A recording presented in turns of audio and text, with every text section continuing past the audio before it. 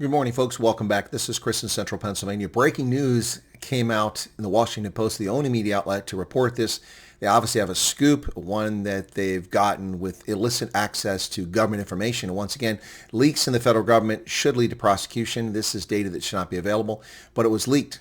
Now, sometimes governments do that intentionally. In this case, I'm not sure. I think it's probably a disgruntled State Department employee who has put their career at risk for sharing with the Washington Post.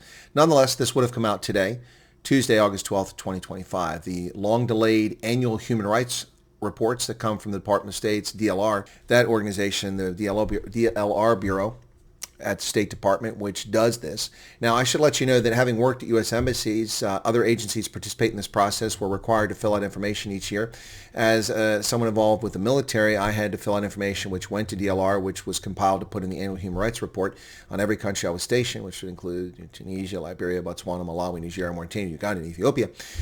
Fill out that information, and it would become part of the report, and specifically what the security forces, the police and military, and gendarmerie and that sort of thing, what they were doing vis-a-vis human rights, protecting human rights or abusing human rights, unlawful detention, arbitrary arrest, things like that, martial law, all those things. So I'm familiar with the process. Recently, DLR went to South Africa and they took the unusual step of publishing on Twitter some news about South Africa that wasn't particularly good. This was picked up by a lot of South Africans who said, wow, that's wonderful. They're reporting what's happening in South Africa. This report's amazing. And many South Africans said this report, including content creators. Well, as I said when I did a previous video, it was not a report. There was no report. I said there very may well be a report, and there will be a report when they go back to the States, either a trip report or if this is part of, because I didn't know that this was part of the human rights reporting, the annual reporting. I said, or if it's part of that, they'll submit their contribution for that report that comes out every year. Or it could be a fact-finding mission. Whatever the case is, there'll be a trip report or there'll be some sort of contribution, and that may or may not become public knowledge later on. Well, the annual human rights reports are available, and they're coming out today. Reporting in the Washington Post, journalist Adam Taylor, Hannah Nathanson, and Meg Kelly with the article entitled U.S. Escalates Human Rights Criticism of South Africa and Brazil.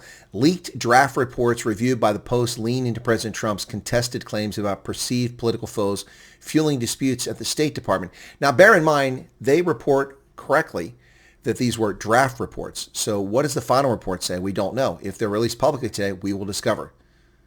They say the Trump administration is significantly escalating U.S. government criticism of perceived foes in South Africa and Brazil as the State Department's political leadership reimagines America's role in documenting human rights abuse around the world, according to leaked documents reviewed by the Washington Post. The department's annual human rights reports, which are scheduled to be transmitted to Congress on Tuesday, according to a memo seen by the Post, are expected to target the South African government for its alleged mistreatment of white Afrikaner farmers and the Brazilian government for its alleged persecution of former President Jair Bolsonaro, an ally of President Trump. Now, let me clarify that, okay? First off, there's no alleged mistreatment of white Afrikaner farmers. There is the failure of the political system in South Africa to protect the rights and dignity of all citizens, allowing persecution of racial minorities, and including 140 plus laws designed to exclude racial minorities from society. That is not imagined. That's not alleged mistreatment. That is a government-sanctioned racism. This is genuine systemic racism, and it is immoral and illegitimate. As far as Bolsonaro, the alleged persecution, no, it is persecution. The man has just been, confined to home. He's the former president of the republic. He's committed no crimes. This is a political prosecution of a political opponent. Human rights advocates, foreign leaders, and other critics of the Trump administration say its claims about both governments for South Africa and Brazil are exaggerated. Well, we haven't seen the report, so how do we know if it's exaggerated? How do human rights advocates, foreign leaders, and other critics say these claims are exaggerated when they haven't seen the report yet? Apparently within the State Department, there's considerable unease, too, over how the writing of these and other country-specific human rights reports were shaped compared with past years, with some saying the process is unduly politicized. Now, I have a problem with that. Who are these some? And I was involved in this process. I've seen in the past it has been unduly politicized. I have seen countries that commit clear human rights abuses in which it was downplayed by the State Department so that we didn't offend the transgressor. I've seen it politicized in the past. This isn't new. Every administration politicizes human rights report. The people that write it tend to be objective, but then the report's used in a political fashion. Now, the Washington Post also reviewed leaked reports on El Salvador, Israel, and Russia, and they're saying that those governments have their corruption, prisoner abuse, and persecution of LGBTQ plus individuals downplayed. Don't know if that's true, but that's what it's saying. State Department refused to comment on the draft documents, but last week they issued a broad defense administration's shift in priorities. I don't see if there's a shift here. This is the administration that's being honest for once, instead of covering up human rights abuses. I mean, for years they covered up human rights abuses in Uganda, and finally they went after Museveni, but only because Obama needed distraction. He needed distraction away from Benghazi and pretended he was all in favor of gay rights. After opposing gay marriage, suddenly he was Mr. Gay Rights, and he abused Uganda over their anti-homosexuality law, and then we castigated them and used the Human Rights Report as a political tool to embarrass Uganda. So this isn't new, and the Washington Post is disingenuous, and these journalists are either uninformed or intentionally misleading the public.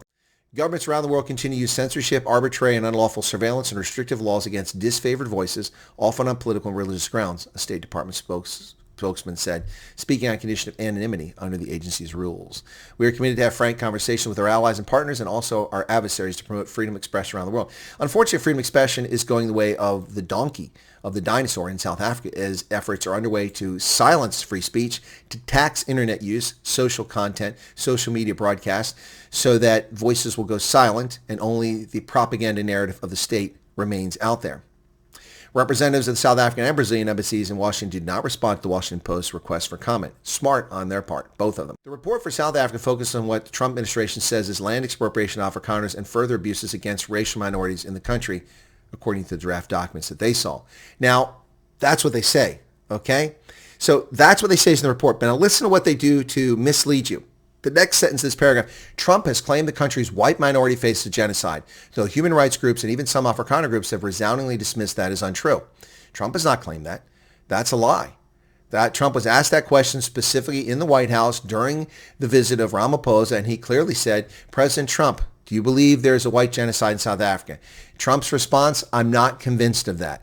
You people in the media with this dishonest sentence here, unrelated to what you saw in the report. You talk about what you saw in the report, which talks about land expropriation and abuses against racial minorities. That's legitimate. You seek to undermine that and discredit that statement with a bogus statement you put in here, and they link to a Japan Times article that's factually incorrect as well. Then they say Trump lectured South African President Cyril Ramaphosa during a visit to the White House in May. That is not what happened. Ramaphosa lectured the president on the president's ground. Trump was very much the gracious host. Ramaphosa was the rude guest who was 30 minutes late and then lectured the president. It will take the president listening to South Africans, interrupting the president when he was asked to answer a question. U.S. officials complained not only of the treatment of white Afrikaners, but also South Africa's support of legal cases against U.S. ally Israel at the International Court of Justice. Again, that has nothing to do with what's being talked about here.